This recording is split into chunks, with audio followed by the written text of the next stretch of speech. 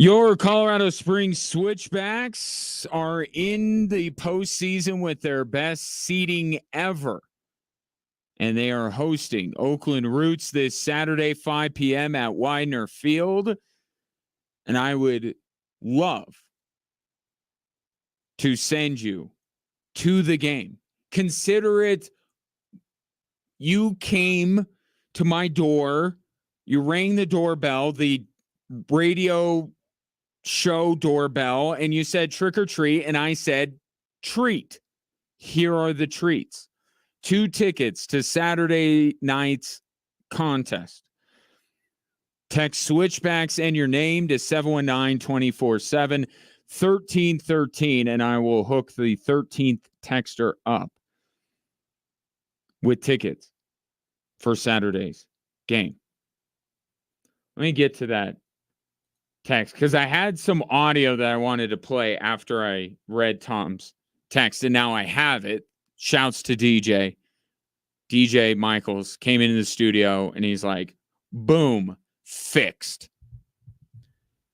Tom says, Kaufman, happy Halloween. You are such a Debbie Downer on holidays. Stop it. Stop squashing our excitement. I wasn't doing that. I was merely saying, if you are somebody who is observing the holiday, then I hope that you have a great day. The problem is, like my resting face, when I'm trying to legitimately wish somebody well, it comes off as sarcastic. I have been told this many times, one of my many deficiencies, and I pay my therapist a lot of money to tell me all of my deficiencies. That's one of them. I can't summon up the right tone to legitimately wish people happy holidays without them thinking that I'm being a Debbie Downer. But I will tell you that, yes, my general rule of thumb is holidays, I can take or leave them. You know who's with me on this holiday? Joe Burrow.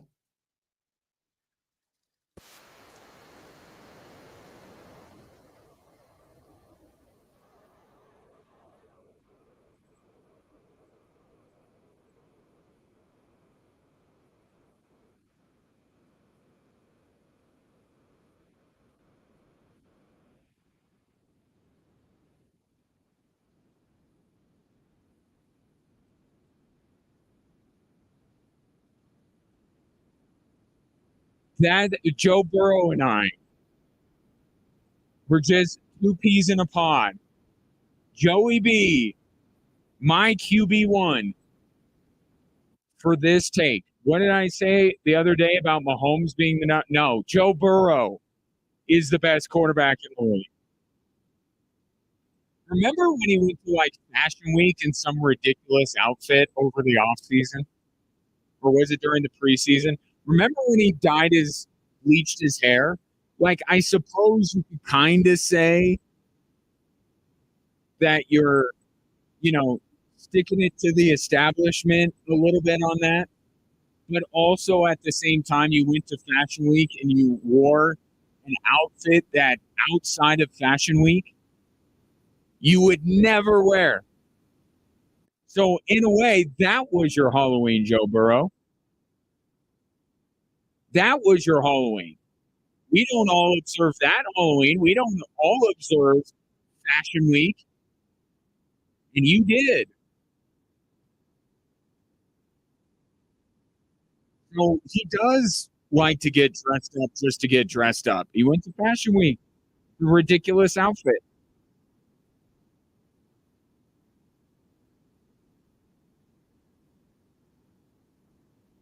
But it's fine. I mean, you know what? I'm generally miserable.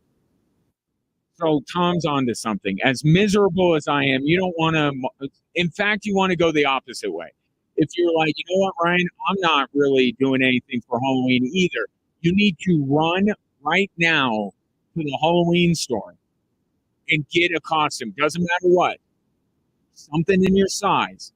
Put it on now because really if you're in lockstep with me when it comes to my view on the world, when it comes to sports, I think you're on the right side of things if you agree with me. Everything else in the world, you should probably do the polar opposite of it. Embrace Halloween. Don't be like me. I'm miserable. This is what I got. I project onto my children, and now my children don't want to spend Halloween with me, and nobody wants to hang out with me for Halloween. So be the life of the party. You do you. All right. With that important piece of business out of the way, Lamar Jackson missing a second straight day of practice. Kyle, with an interesting take, says, I think it's a dangerous scenario for the Ravens to play Jackson against the number one defense. Jackson could get beat up even more, and you risk the rest of the season. Don't be surprised if they sit Jackson and focus on Henry more. Just a thought. First of all, the fact that you can describe the Broncos in that fashion and you not be totally out of your mind, that is progress. That's where we are with the Denver Broncos right now. Because you're right, this is the best pass rushing team in the NFL. Now, I don't think they can commit as many numbers on the blitz going against Lamar Jackson, but they like to bring pressure. They have the most pressures. They got dudes who can deliver some punishment.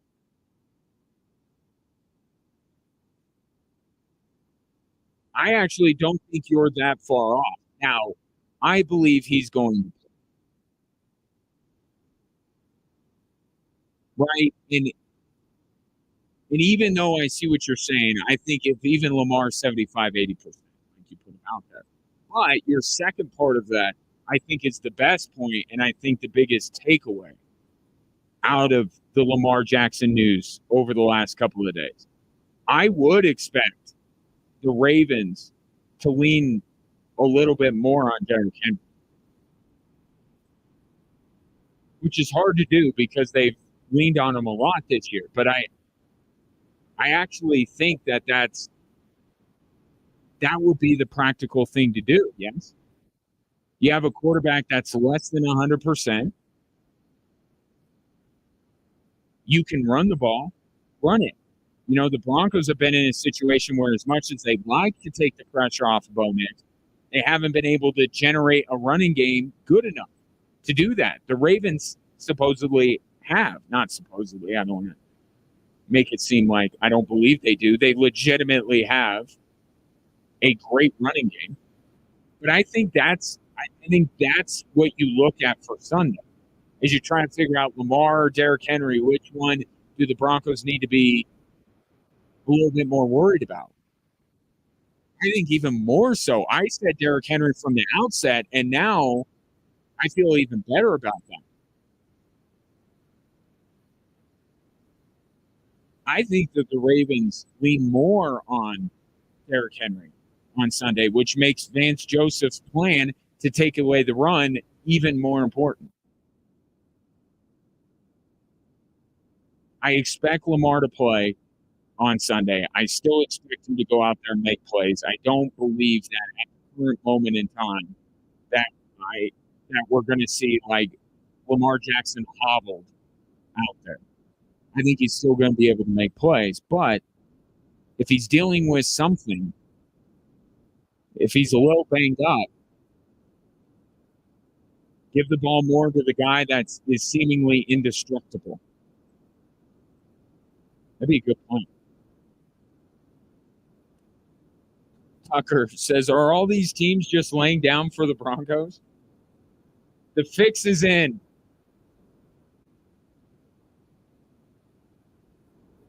You know, the NFL really likes it when the Broncos are good. Like, seriously, we think about the mountain time zone, no one cares, blah, blah, blah, blah, blah. Like, the Broncos for years were the main 2:00 game.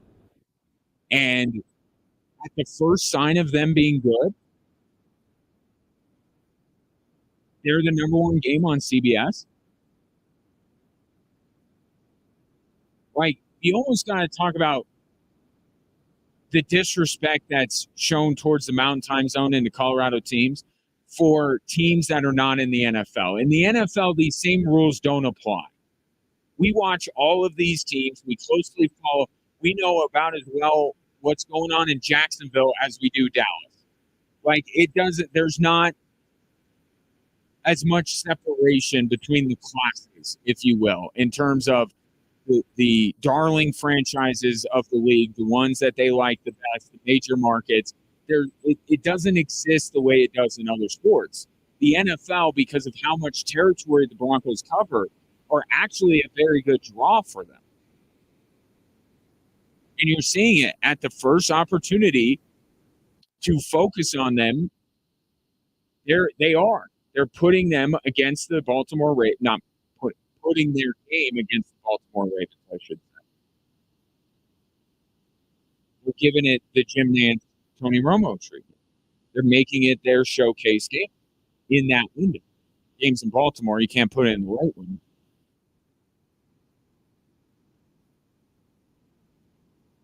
But I'm agreeing with you, Tucker. The NFL has picked up, Roger Goodell has picked up the red phone and said, hey, we need the Broncos to be good again. I don't think teams are rolling over for the Denver Broncos, and I would direct your attention to the majority of the teams that the Broncos have beaten: the Jets, the Raiders, the Carolina Panthers, and the New Orleans Saints.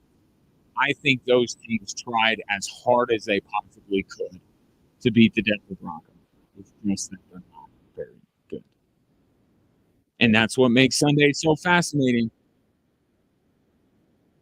Ravens are very good. 719 24/7 1313. Coming up next, an NBA superstar who may be next to find himself on a new team.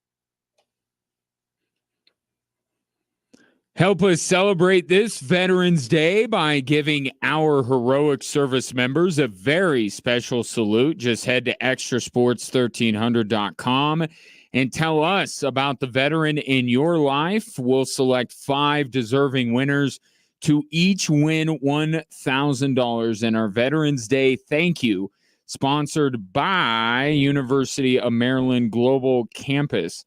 Join UMGC in thanking veterans for their service. Congrats to Peter, who won the pair of tickets to see the Switchbacks host the Oakland Brutes. I mean, we just had a imaging saying it, and I almost forgot the name. Ooh. Perhaps Matthew Steinberg checked me too hard into the boards in last night's game. Speaking of which, some news has come down on that front. See how I did that? Matthew Steinberg will be suspended for 2 games. Would you like to hear the NHL on why they did it? Take a listen. Maybe. Come on.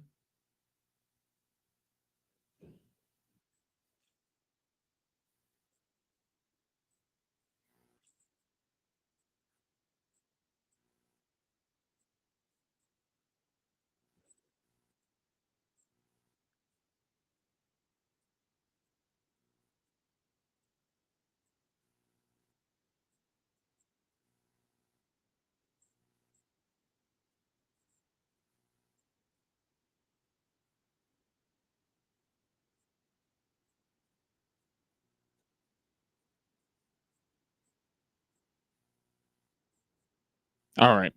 That you listen to any more of that, you'll fall asleep. But you got the pertinent information. Cernak had gotten rid of the puck, so the hit was late. He jumped, leapt to hit Cernak, and there was enough contact to the head. That was the big thing last night on whether it was a 2-minute penalty or a 5-minute penalty. The forcible contact to the head when Matthew Steinberg turned, jumped, and I can't. It's what the Ninja Turtles do to the bad guys. They turn and jump into him with their shell. It's not a good hit. It's not. But those are the elements. It was late. He launched himself, and he got enough contact with Chernak's head, and that makes it a suspendable offense. Again, they just go down a checklist. Was it late? No, it wasn't late. Okay, well then it's less likely to be a suspendable infraction. Head contact? No. Did he leap? No. Okay, this isn't suspendable. Right? That's kind of how they do those things. I don't have a problem with Steinberg getting suspended by it. I really don't. I think they make a sound, reasonable argument as to why it's a suspendable offense. But I go back to what Jared Bednar said last night, which I'll just play you. Be easier than me regurgitating it. I'd rather him not leave his feet there and finish that check, but he played hard. He finished checks. He went into people. He was involved again, just like he's been the whole time he's been here, and he's been a responsible defensive guy. So I'd rather have to dial him back a little bit on a play like that every once in a while than have to crank him up. I mean, Matthew Steinberg didn't Bertuzzi this guy, right? So it wasn't so egregious and outside of the normal realm of hockey hits to, vilify Steinberg, but probably fair, right? You think a couple of years ago, well, a few years now, because it's regarding Gabriel Landeskog, the Kirby Dach hit, I would say that's worse than the hit Steinberg put on Cernak last night, but I don't think there was anything intentional or malicious about it. Sometimes these guys see an opportunity and they can't help themselves. And sometimes they go above and beyond to deliver that hit. Probably not a bad thing that Steinberg gets suspended for 2 games. Or fair, I should say. It's probably not unfair. It's not a good thing. It's not a good thing because now the Avs do play a game coming up in the next day or two. And you're just adding to the absences. I heard Jared Bednar earlier say that they would have somebody to replace Steinberg, but like how many of these people are available? Soon, the Colorado Eagles will have to cancel a game because the number of players that they have had to send to the Colorado Avalanche.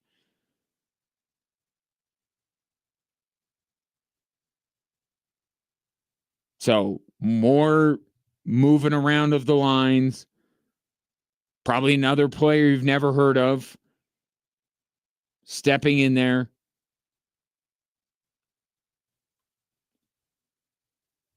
I hope this suspension doesn't take away what Steinberg is and clearly the niche he's trying to carve out. Perhaps it just allows him to think, okay, shouldn't have done that. Maybe I don't, do the Ninja Turtle thing where I turn my back and jump at him. Right? The lateness of it, plenty of guys lay big time hits on guys after they got rid of the puck. The jumping into the dude could do without.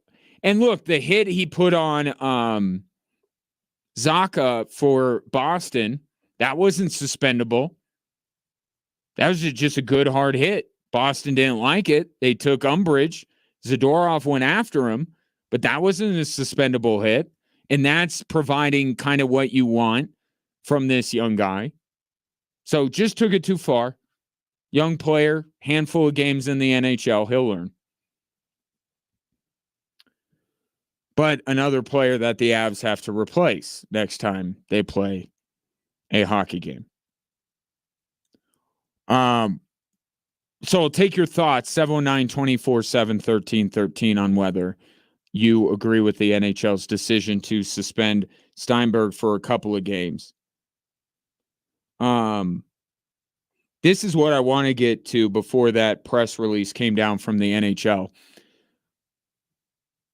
Bill Ryder, who's a friend of the program, he has a show on the Infinity Sports Network that we aired, but then he moved time slots and we have other programming in that time slot. But I like Bill Ryder. He's reporting today that teams are circling on Giannis Antetokounmpo. The Bucks, even though they had a really good first night, have not started off the season well. And if it continues to go poorly, you could follow the train of thought here. Teams think that one way or another, the Bucks are going to have to break this up. And who's the player you would want more at this stage of his career? Damian Lillard or Giannis? That's an easy choice, and Damian Lillard's still a very good player. And it's the normal suspect, the usual suspect, Miami. Of course it's Miami. It's always Miami. Brooklyn being another one. Now, we're only a handful of games into the season, right? But this has been bubbling underneath the surface for a while. It's really not that novel of a concept or that big of a scoop to say that teams are looking at the situation in Milwaukee and wondering if they may be able to get Giannis in the next year or so. Because that was talked about all last year. was talked about before they got Damian Lillard. So I'm not surprised to see that teams are monitoring what's going on in Milwaukee closely because they've been monitoring it for years. And you know why they've been monitoring it? Not because the Bucks have been losing, but because of what Giannis himself has said. The reason why this is not a big-time scoop is because Giannis himself has been giving these signs that he may leave. Right? He did that interview with the New York Times where he's very LeBron-esque with the passive-aggressive coded language. And then the Bucks, because what other choice do they have? They can't risk losing the face of their franchise, the guy that helped deliver the city a title. So they do what all organizations do with their star players, or at least one of the two things. Option B is you trade him. Option A is you go out and make a big-time move to make him happy. They did it with Damian Lillard. That was brought on by Giannis. It wasn't just the Bucks thinking, you know what, we need to shake it up a bit. It was the fear of losing Giannis. And that's why it was such a bad look last year, because it wasn't moves in the NBA need to be made with some thought to the rest of the team and how it fits in the long-term ramifications. It's not like a trade on 2K where you make the salaries match, you get the computer to agree to it, and away you go. There are a lot of things that you have to take into account. And the Bucks, I don't think, took many of those things into account. But Damian Lillard was there, he was available, and they got him to placate Giannis. So yeah, if it didn't go well, of course Giannis was going to be looking for the exit door. Because he was already looking for the exit door 2 years ago before they got Damian Lillard.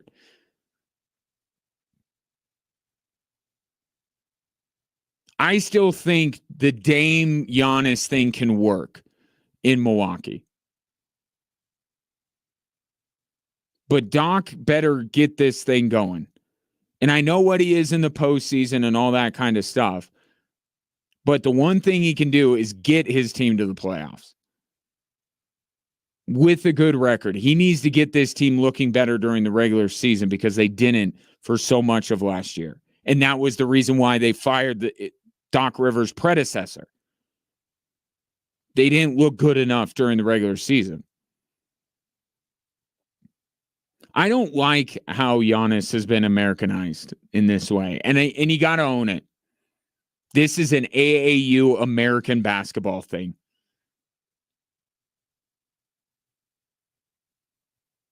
Luka, Jokic. You see these guys being passive aggressive, trying to get out? No. Dirk Nowitzki, did he ever do any of this stuff? No. Giannis wanted to be in Milwaukee for the rest of his life just a few years ago. He was that guy. And then something changed. And now he's like Harden and Kyrie and Kevin Durant and LeBron James and so many other American NBA stars. That when the going gets tough, they either make a team reimagine the entire roster around them or they get going. It's not our finest quality that we're apparently instilling in our young basketball stars.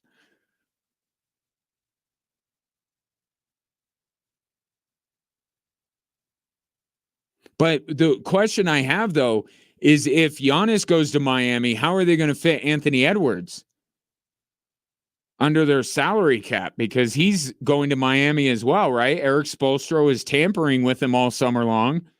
They made this big trade to get rid of Cat and bring in Julius Randle. They're not off to a great start. How will the Miami Heat finagle it to get both Giannis and Anthony Edwards on their basketball team? I'll work through that. I'll get on the NBA trade machine. Does anybody want Tyler Hero? I feel like that's kind of the sticking point. Somebody's got to want Tyler Hero. 719-247-1313. Take your thoughts on Steinberg's suspension for the Avalanche and Giannis, or teams circling. The Sharks are circling the waters to try and poach Giannis away from the Milwaukee Bucks. We'll take a break. Don't forget, Thursday Night Football, Texans and Jets coming up at 5:30. The three stories that are driving the show are next.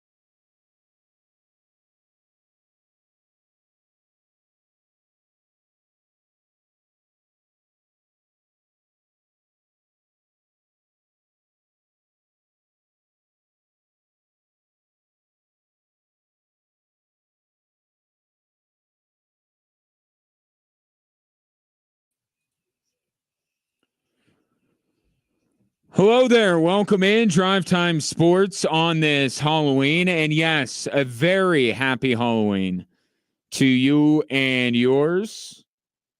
My son just texting me and letting me know his plans for the evening, which of course don't involve hanging out with me. It's getting to be about that time. Both of them now are in that mode. Enough about me. Let's hear from you. 719-247 1313 is the text and the phone line if you want to get in. Got to do it quickly. We have Thursday night football between the Jets and the Texans coming up at 5:30. And in that spirit of moving things along, here are the three stories that are driving the show.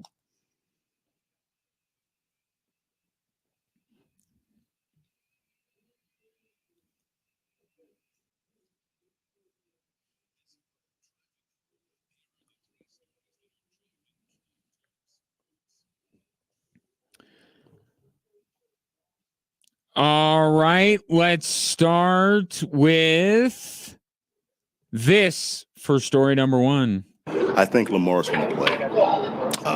It's mid-season. Maybe he's a little beat up, but he's always answered the bell, so he's going to play.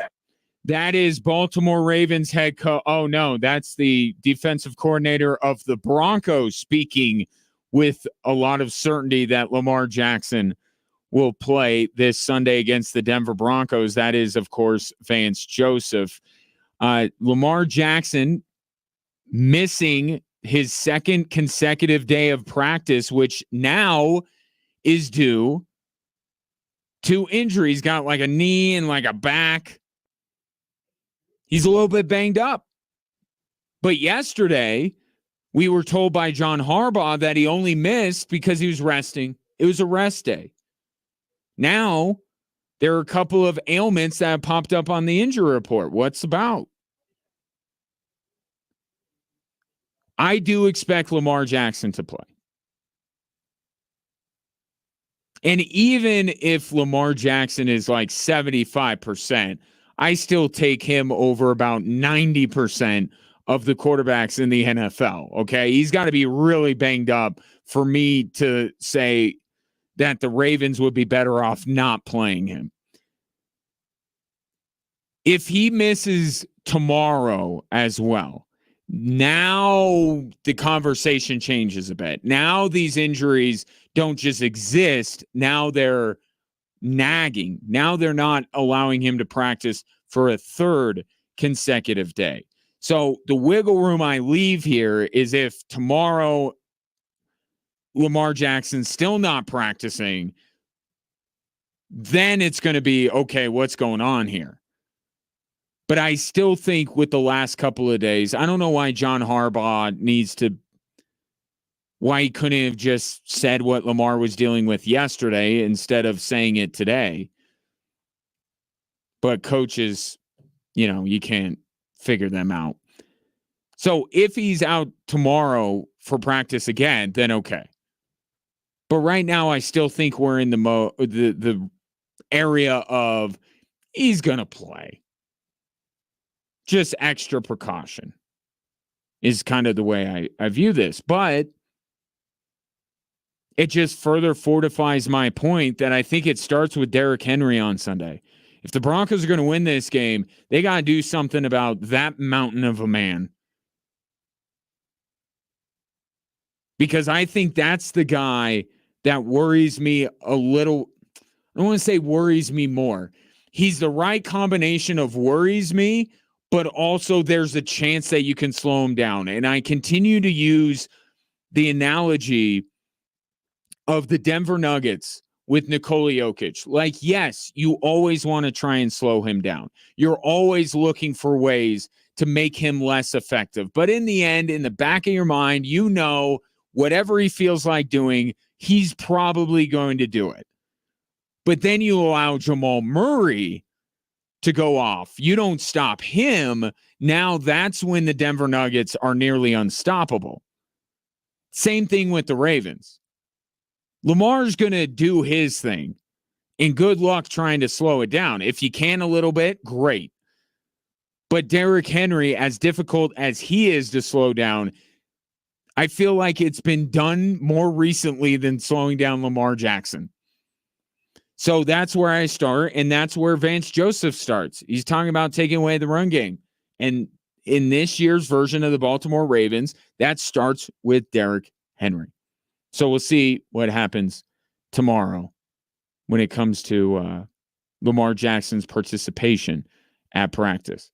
Here's story number 2. If I try to do what Lamar would do, I wouldn't be here because I mean, he's special when it comes to, not only running the ball. He's, well known for his explosive runs, but he's a full qualified quarterback in the pocket, and he does some really good things with his arm. I think he's underrated when it comes to throwing the ball. That is Bo Nix. Yes, he is no Lamar Jackson, and to even insinuate that maybe Bo Nix takes some of his game from Lamar Jackson is kind of ridiculous. But whatever Bo Nix is doing right now, even if it's not Lamar Jackson, it's working. Bo Nix named the NFL Offensive Rookie of the Month for October. And the month kind of shows what Bo Nix has been as this season has gone on. We talk about he's not doing this or he screwed up this, right? Early in the season, it was the turnovers, right? He's turned the ball over too much. Hasn't turned the ball over much lately, has he? And recently it was, his footwork's terrible and he can't play from the pocket. Well, he played pretty dang well from the pocket against Carolina. September, not a great month for Bo Nix. October, very good month. The progression that we're seeing from Bo Nix, the improvement, that's significant because that, at the end of the day, for the long-term future of the Denver Broncos, is the most important thing. If they can get a playoff berth while Bo Nix develops, then awesome. Sean Payton should get Coach of the Year. Talked about that yesterday. But the most important thing still has to be the most important thing, and that's the progression, the improvement, the development of Bo Nix. And you're seeing it. You're seeing it week to week. You're seeing it month to month. Where he goes from a very forgettable first month of an NFL career to a very notable second month of his NFL career. And yes, it does help when you play the Raiders and the Saints and the Carolina Panthers. But this guy is still less than 10 games into his NFL career. Any NFL team that he has success against, especially the type of success that he's had the last couple of weeks, even if you want to chip away at it a little bit, fine. Shave off 35 yards, shave off one touchdown, take away a play or two and say that's more reasonable. Still really good. He still might win Rookie of the Month with those kind of numbers. We're seeing month to month now what we've been seeing week to week. What Bo Nix struggles with one week, he doesn't necessarily struggle with the next. And now he'll be able to try and put it all together with Lamar Jackson standing on the other sideline on Sunday. Story number 3. Swing and a miss. And the Dodgers are World Series champions. They storm out of the dugout third base side and mob Walker Buehler. ESPN Radio on the call. The Los Angeles Dodgers wrap things up in 5 games over the New York Yankees. And that 5th inning for the Yankees will haunt their fans for years. The ground ball that Garrett Cole couldn't get over to cover first. The drop fly ball by Aaron Judge. This series, the outcome of it, who won this series, would be decided by the Los Angeles Dodgers because they're the better team. How short of time it took for the Dodgers to knock off the Yankees, that has a lot to do with the Yankees. Aaron Boone's complete mismanagement of his pitching staff in game one and his team's inability to do even the most routine baseball things helped the Dodgers out tremendously, close this thing out in 5. But make no mistake, the Dodgers were the better team in that series. And even if the Yankees hadn't done some of the things they did, you'd still be looking at Dodgers in 7 or Dodgers in 6. They're just better. They're better than the Yankees. It was a nice sign to see some of the Yankee players step up, like Aaron Judge and Jazz Chisholm the other night in game 4. But let's be real here. The Yankees lineup was a bit top heavy, and the Dodgers 1 through 9 was a gauntlet. And even though they didn't have all of their pitching, still at Walker Buehler, the Dodgers were the better team. Just how quickly we came to that realization was helped out by the New York Yankees' ineptitude in games 1 and 5. And for the Dodgers, this is a big World Series for them to win. Because now no longer do they have to defend the circumstances surrounding the 2020 World Series. This is a better World Series win. This is one that I don't think you could really argue against. Yeah, look at the Lakers. They couldn't wait to hang a banner. Like, they hung the 2020 banner. And the first moment that they won anything that even remotely would require a banner raising, they did it. They're like, in-season tournament, that's our latest accomplishment. It's kind of the same with the Dodgers.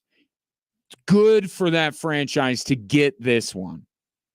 So they're not sitting back on that 2020 title and trying to defend it against naysayers. And also time, biggest payroll in baseball, just buying players all over the place. It was getting to be a bit too long between World Series titles for the Dodgers, if I'm being honest. But they got it. They deserved it. And now they get the pitcher, Shohei Ohtani, back. And they'll probably sign about 5 other free agents, including perhaps Juan Soto. Juan Soto saying he's open to all 30 teams. Did you hear that, Rockies fans? Juan Soto open to all 30 teams in Major League Baseball. Dick Monfort, get out that checkbook. Juan Soto can be had.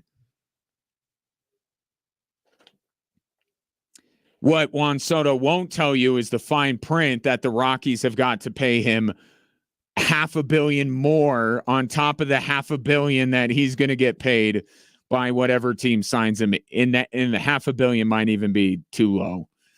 This dude's going to get paid so much money. It's ridiculous. I don't know who leaked the Juan Soto Dodger story, but good job, Andrew Friedman. Messed with the Yankees. It was a good troll job. But I don't put it out of the realm of possibility for Juan Soto to end up a Dodger. Wouldn't be my number one thought of where he would end up. But the Dodgers are always in play. And wouldn't that just infuriate the rest of the baseball world? Dodgers win the title and go get Juan Soto. That'd be tough. But for now, Dodgers world champions. Did you know that you can now use your own body's healing properties to revitalize your achy joints and get you real lasting pain relief? It's true. I'm talking about advanced regenerative medicine, the kind that you receive at QC Kinetics. If you're tired of arthritic pain in your knees, hips, back, or shoulder, this is something you need to check out. You can enhance your joints, improve mobility, and get back to doing the stuff you love without pain, and you're not using drugs, you're not going under the knife for surgery, and there's no downtime associated with QC Kinetics treatments. They've got tens of thousands of satisfied patients because they are the nation's leader in these cellular therapies. If you're dealing with arthritic pain in whatever joint it may be in, it's at least worth the free consultation. And the consultation with QC Kinetics is absolutely free. 719-347-1988. 719-347-1988. Call now. Take action to get lasting joint pain relief with help from QC Kinetics.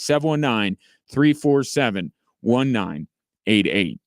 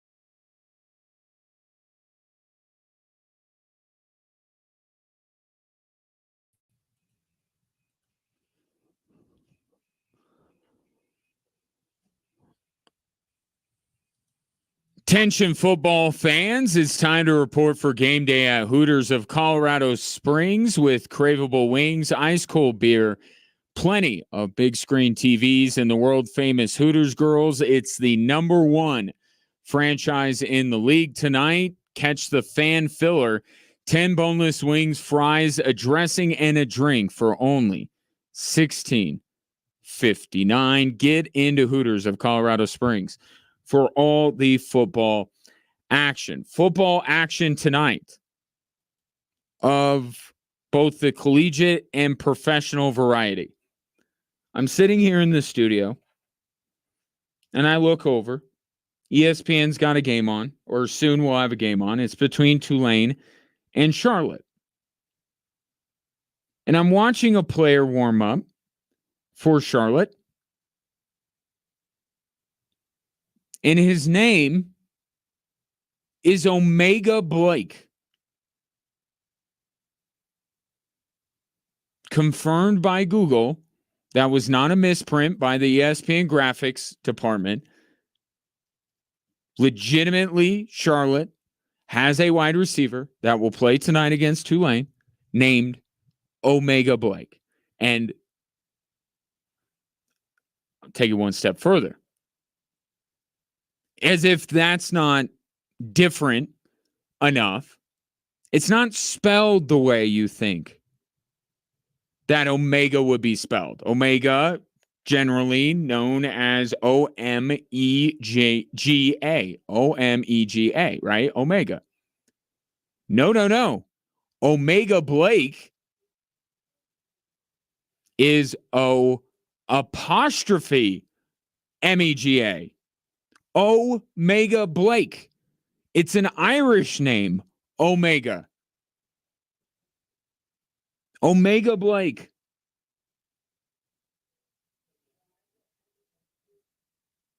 The Key and Peele skit with the East-West game will forever stand up. That skit will never, ever, ever get old. It will always be timely.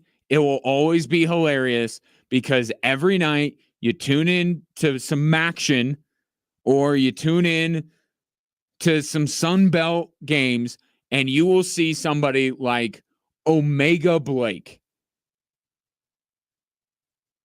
And you will think of Jock Marius Quinteravit. I've watched it 1,000 times. I still don't know all the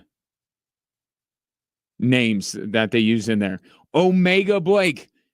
Not just Omega, which would be a bold first name to give your child. It's O''apostrophe Mega. It's an Irish name. Blake is an Irish name. So why not Omega Blake? So we'll see how Omega does tonight against Tulane.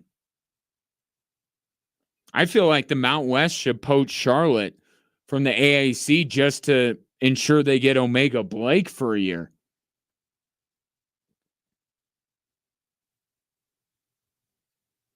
So Tulane and Charlotte, bottom of the hour. And then, of course, you have Week 9 in the National Football League beginning with a potentially televised funeral. And the funeral will be of the Jets. And I have heard this throughout the day from national sports talk show hosts who certainly talk about the Jets more than I do, including Rich Eisen, who says, if the Jets lose tonight, that is it. There will be no more discussion about the New York Jets. And part of me says, I'll believe it when I see it. But there is a lot going on in the NFL world. A lot of teams to talk about. The Jets, it's not the Jets as a team that could be having a funeral tonight. It's the relevancy of the Jets.